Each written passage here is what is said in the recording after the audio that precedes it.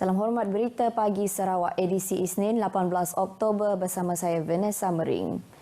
Jabatan Pengairan dan Saliran Bahagian Limbang diminta menyegerakan rancangan induk untuk mengatasi masalah banjir kilat yang kerap berlaku di beberapa kawasan utama di daerah Limbang. Timbalan Menteri Pembangunan Luar Bandar 2 Datuk Hasbi Habibullah berkata, melihat kepada keadaan semasa, saliran utama sedia ada tidak dapat menampung keadaan sekiranya berlaku hujan lebat. Justru Datuk Hasbi menyifatkan pelan itu kelak sebagai rangka pemulihan untuk mengenal pasti dan menyelesaikan isu yang berlaku di bandar berkenaan. Jelasnya Kampung Bunga Raya dan Kompleks Perumahan Polis antara kawasan yang terdedah kepada keadaan itu. Saya minta kepada JPS untuk once and for all lah. Kita buat walaupun secara berfasah untuk buat kertas kerja untuk master plan Limbang ini. Banjir makin kerap sekarang ini. Apatah lagi dengan pembinaan Esplanade kita, Esplanade yang terpanjang ni. Jadi saya minta juga Esplanade ini outlet sungai, kawasan dekat antara Sekolah Melayu Pusat dengan Post Office, kawasan dekat Bulatan Kerbau dan juga di kawasan dekat Tapegong Cina. Jadi saya minta agar juga ini outlet ini diperbaiki, diperbesarkan. Beliau yang juga ahli Parlimen Limbang berharap perancangan itu dapat direalisasikan demi manfaat rakyat. Tambahnya, beliau turut memohon kerajaan negeri untuk melihat perkara ini selain beliau sendiri akan memohon kepada Kementerian Alam Sekitar bagi tujuan itu. Beliau menyatakan demikian kepada pemberita selepas melakukan lawatan ke tapak projek pembinaan parit konkrit di Kampung Patiambun Limbang. Menurutnya, projek di bawah peruntukan projek Transformasi Luar Bandar Parlimen Limbang bernilai RM200,000 ditambah lagi projek rakyat hasil peruntukan kerajaan negeri berjumlah RM800,000 dijangka dapat menyelesaikan isu banjir kilat yang berlaku di kampung itu. Terdahulu, Datuk Hasbi menyampaikan sumbangan bakul makanan kepada 37 penerima di Kampung Patiambun. Daripada jumlah itu, 22 penerima menerima sumbangan bakul makanan daripada jawatan kuasa kampung, manakala 15 penerima lagi hasil tanggungjawab sosial korporat sebuah syarikat kepada golongan asnaf di kampung. Persiapan telah diatur. Kini hanya bersedia untuk digerakkan menghadapi monsun timur laut MTL yang dijangka berlaku sekitar penghujung tahun sehingga awal tahun hadapan. Laporan Jabatan Meteorologi Malaysia menyatakan fenomena ini menyebabkan hujan lebat sekaligus menjadi punca berlakunya banjir. Bagaimana strategi dan gerak atur Angkatan Pertahanan Awam Malaysia APM bahagian Limbang dalam mendepani MTL? Ikuti laporan yang disediakan wartawan Dalini Jupar Ali.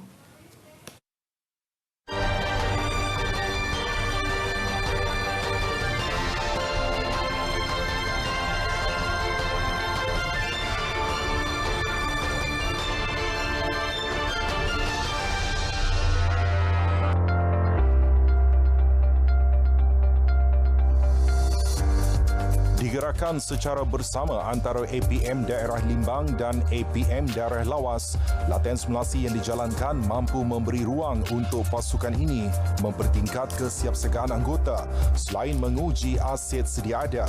Pegawai Pertahanan Awam Daerah Limbang, Kapten Pertahanan Awam Sulaiman Salama menyifatkan kolaborasi ini amat penting untuk melatih dan mempersiap mental dan fizikal anggota. Selain itu, ia juga mengukur tahap kemahiran yang dimiliki anggota selain dapat menilai kaedah pengurusan bencana sekiranya berlaku.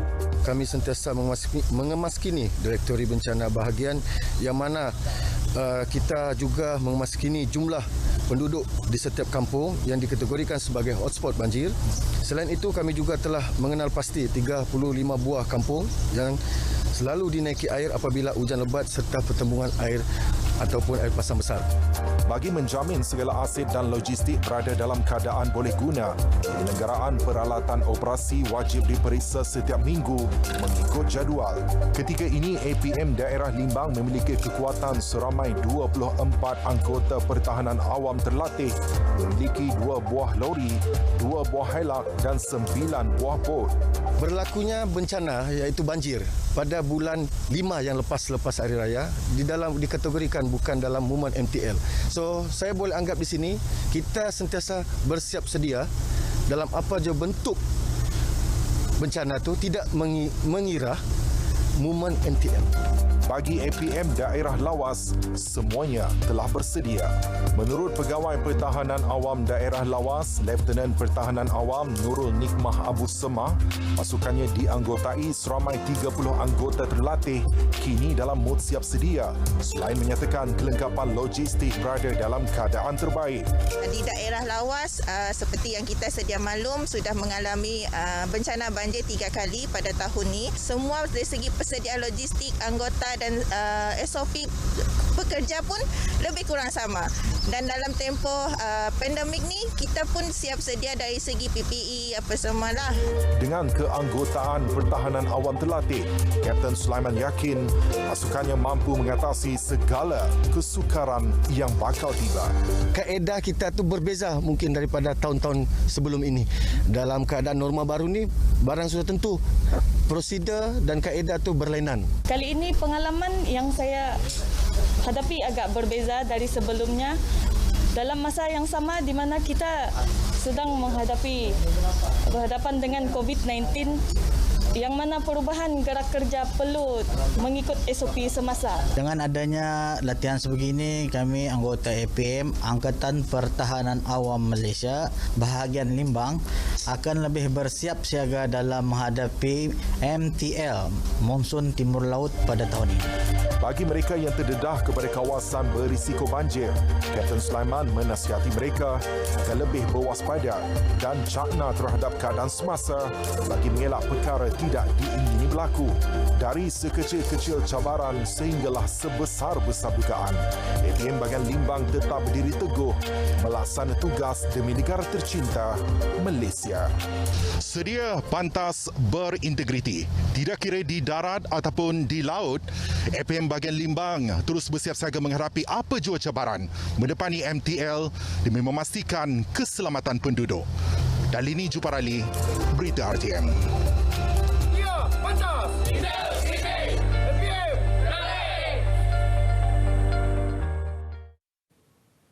Kebajikan rakyat yang menganut agama bukan Islam di Sarawak terus dititik berat agar dana yang disediakan kerajaan negeri memberi manfaat kepada semua pihak.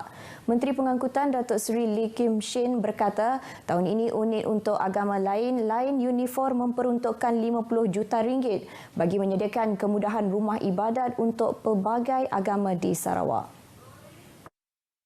Meskipun peruntukan daripada uniform bukannya jumlah yang cukup untuk memenuhi semua permohonan, namun jelas Datuk Seri Lee, kerajaan negeri tetap membantu rumah-rumah ibadat di Sarawak mengikut keperluan mereka. Malah sebagai wakil rakyat kepada komuniti pelbagai kaum dan kepercayaan, beliau menyifatkan amanah digalasnya harus dilaksanakan untuk semua tanpa mengira latar belakang. Beliau berkata demikian selepas menyerahkan cek daripada uniform untuk Gereja Metodis Tudan. Peruntukan RM200,000 itu bagi naik taraf pusat pembelajaran gereja terbabit. Persatuan dan orang ramai yang berhasrat memberi bantuan digalakkan menyumbang bekalan makanan ke pusat khidmat yang terdekat. Ahli Dewan Undangan Negeri Batu Kitang, Loh Kie Chiang memberitahu sumbangan seperti bekalan makanan amat dialu-alukan bagi membantu mereka yang memerlukan. Jelas Loh Kie Chiang, langkah ini memudahkan bantuan diterima dan disalurkan oleh petugas di pusat khidmat mengikut senarai yang memerlukan termasuk mereka yang datang memohon bantuan makanan. Beliau ditemui pemberita selepas menerima bantuan pek makanan daripada Persatuan Penjaja Bahagian Kuching dan Somarahan yang diwakili pengerusinya, Chang Hot Chai, di Pusat Khidmat Batu Kitang di Jalan Penrisen, Kuching. Sejumlah 800 pek bantuan makanan disumbangkan oleh 38 food street diagihkan oleh persatuan tersebut, dengan 300 daripadanya diagihkan ke kawasan Hui Sing, 300 ke Pusat Khidmat dan selebihnya ke penerima kawasan.